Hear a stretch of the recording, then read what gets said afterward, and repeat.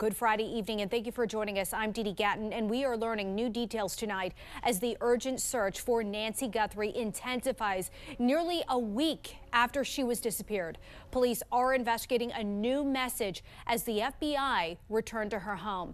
Ryan Smith at the live desk with the latest from the ground. Ryan? Yeah, tonight, Dee Dee, we are tracking, in fact, several new developments tonight out of Arizona in that urgent search here to find Nancy Guthrie. The FBI and Pima County Sheriff's Department are aware of that new message they confirmed tonight that was sent to a Tucson television station.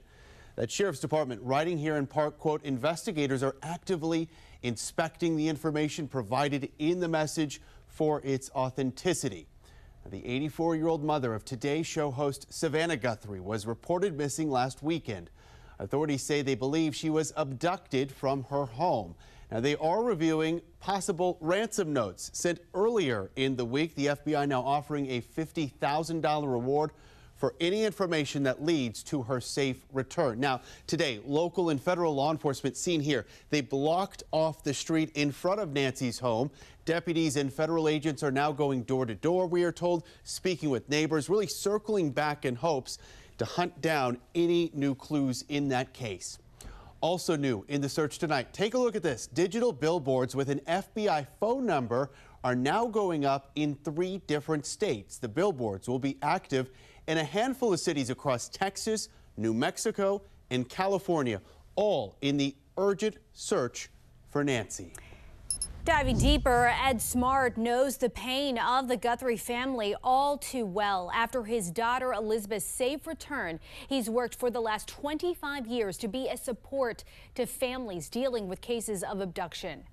My heart just goes out to them, and knowing what the nightmare is like. You know, there was certainly a point during the course of Elizabeth's ordeal that the frustration, the level of, when are we going to get an answer, that you just thought, dear God, please just let me know. Let this be over with. Smart adds that one of the most shocking elements for families is the disbelief that something like this can happen at all, especially to an older adult. We have continuing coverage of the search for Nancy Guthrie throughout our newscast. And for more on our top story and other headlines, go to our website, thenationaldesk.com. There's been no proof of life, no direct communication with her family, and messages possibly from the alleged abductors have been sent to a local TV station and TMZ of all places. As technology and artificial intelligence increasingly intersect with violent crime, investigators are now faced with challenges that did not exist even just a few years ago. Joining us this morning to discuss is veteran FBI Special Agent in Charge and former head of the Chicago PD, Jody Weiss. Jody, I know you and I have talked about this for the past week constantly. 1 week now into this investigation, what phase is the case in right now, and how does that differ from the first 48 to 72 hours? Yeah, Jan, we're kind of in a more of an analytical phase right now. As you know, time is the greatest enemy in a case like this with either a child of tender years or an elderly person. Initially, leads are coming in left and right. It's chaotic. Organization is really the key, and that's one thing the Bureau can bring to a situation like this. But now that we enter this time frame, things are going to slow down a little bit. There's going to be analysis. There's going to be review of the information that's being brought in. Did we miss something? There's going to be psychological profiles. This might be one of the reasons why people are going back to Nancy's house, why they're going over to Annie's house to see, did we miss something? Did we learn something? Do we want to corroborate? So right now, you've got this slow down analytical phase. People are still working hard, but it's more of like, did we miss something? Let's go back and start over. Did we miss something out there that could lead us to her? And they're doing this because they don't have a clue? Is that why they're doing this? More than likely, it's like nothing has popped yet. So now, did we get something in that we just overlooked? Because in the beginning, these cases come in, leads come in really fast. They're investigated. It comes in. Did we miss something? Was there follow-up that needs to be done? So that's what my take is going on right now. Let's go back and look at this from A to Z again and see, is there something out there that we missed the first time? Well, let's talk about the facts, because in most abduction cases, law enforcement expects some form of proof of life. How significant is it that none has been provided here? And internally, how is this now being treated at the FBI? And also, how unusual is it for the abductors to avoid direct communication with family members? Yeah, that's why this case is so unusual, Jan. There is no one in America, I think, prior law enforcement or current, that can say, oh, yeah, I've worked cases like this. It's so unusual. And this is what makes me almost wonder, is this really a kidnapping case? Because without a proof of life, and it'd be so easy for the kidnappers to simply say, give us some information that only Savannah or her family will know. It is not hard. And to demand $6 million with no proof of life is very, very unusual. And then no negotiation, no real communication. It's very, very skeptical to me that something perhaps didn't happen along with this. My fear is that it was a burglary, which happens on a frequent basis, and something happened in there, something bad happened to Nancy Guthrie, and perhaps the body was removed, maybe to preserve evidence, and then somebody, some sick individual, takes advantage of the fact that she's missing and tries to come up with a hoax. I hope I'm totally wrong on this, but I heard Chris Swecker talk about this the other day, and some of my friends, we've been talking about this. So much of this is just so unusual, it doesn't make sense to me. And also, family members are often considered potential suspects early in cases like this, which is very standard procedure. So at what point can family members typically be ruled out? What factors help move that process along, and why haven't we heard they've been ruled out from the FBI? That's a good point, Jan. Oftentimes, every time you look at family members, because they're the ones that had the most interaction with the victim. Why haven't we heard? Maybe it's simplistic as no one really has asked and they haven't clarified that. But normally you might do polygraphs, and then information that's gleaned from the polygraphs would, of course, be verified.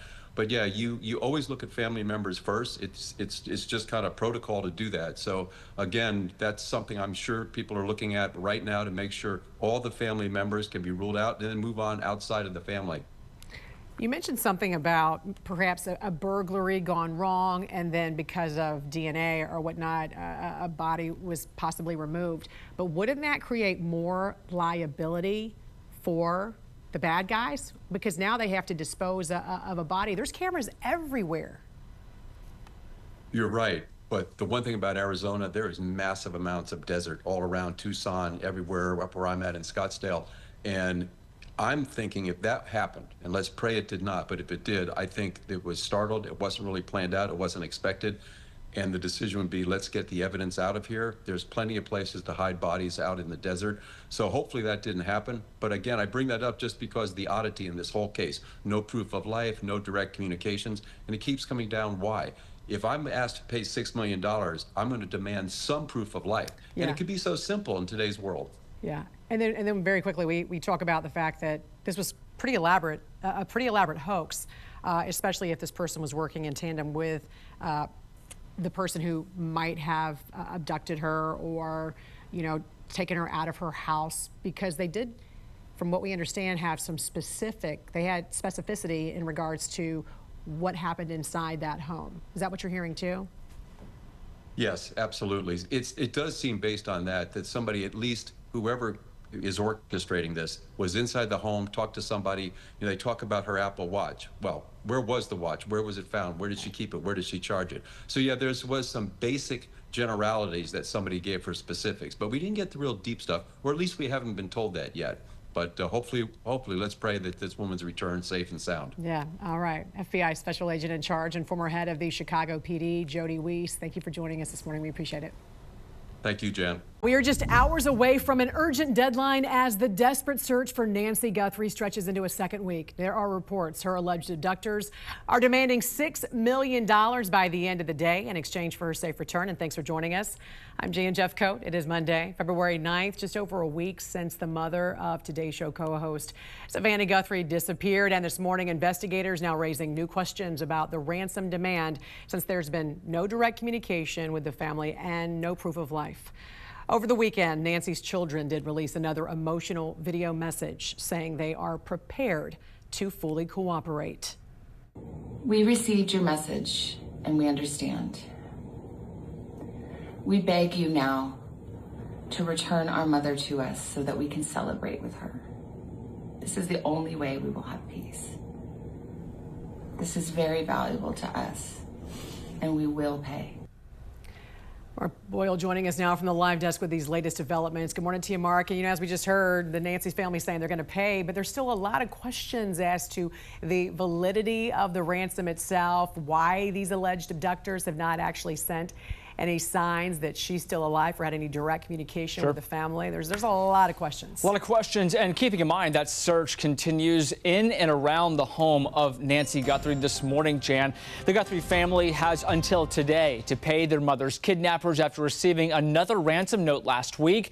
The family said it would pay that $6 million to get her back, but with the supposed kidnapper not giving a place or location to even send that money, it's really a big question here as if this is even legit at all. The Pima County Sheriff's Office posting a message on social media.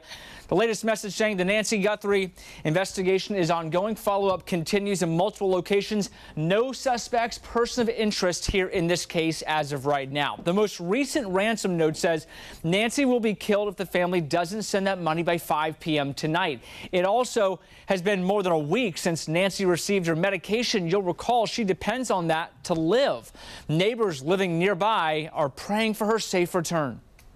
And I can't even imagine how she would cope with something like that. What she would even do, and how it would affect her if that happened to her in the middle of the night. It's just a very unnerving thing to happen to somebody, especially an elderly woman. Certainly unnerving, no doubt about that. And we are tracking this story, new developments as they break this morning right here at the live desk. Another plea for the public's help in the urgent search for Nancy Guthrie. Ryan Smith at the live desk with the new details from the family and FBI. Ryan. Dee Dee, in this new video just released earlier today, Savannah Guthrie here says her and her family are now at an hour of desperation. This as a purported ransom deadline demanding $6 million in Bitcoin has now officially come and gone. We believe our mom is still out there. We need your help. Law enforcement is working tirelessly around the clock trying to bring her home, trying to find her. She was taken and we don't know where. If you see anything, you hear anything, if there's anything at all that seems strange to you, that you report to law enforcement. Now, over the weekend, drone footage here showed us investigators searching Nancy Guthrie's property just outside of Tucson, Arizona, even examining a septic tank you see there behind her home. As of today, the Pima County Sheriff saying they are in fact expanding their search and following new leads in the case. No suspect or person of interest has been identified. The FBI now offering a $50,000 reward for information that leads to Nancy Guthrie's safe return. Diving deeper, we are looking at 3 of the largest ransoms ever paid in the U.S. In 1974, Patty Hearst, heiress to the Hearst media fortune, was kidnapped by the Sudanese Liberation Army, which demanded that her family distribute a significant amount of food to needy Californians. Her father ultimately distributed $6 million worth of food, equivalent to nearly $30 million in today's money. In 1953, 6-year-old Bobby Greenlease Jr., the son of a wealthy car dealer, was kidnapped. A ransom of $600,000 was paid, an exorbitant amount at the time, and is equivalent to over $5 million today. The boy was tragically killed before the ransom was paid, but the kidnappers still made off with the money. And in 1975, Samuel Bronfman II, the heir to the Seagram Distillery Company, was released after his father paid a $2.3 million ransom. That is equivalent to over $11 million today. And fast forward to today, we will bring you updates on the search for Nancy Guthrie as soon as they become available. For more on our top story and other headlines, check out thenationaldesk.com.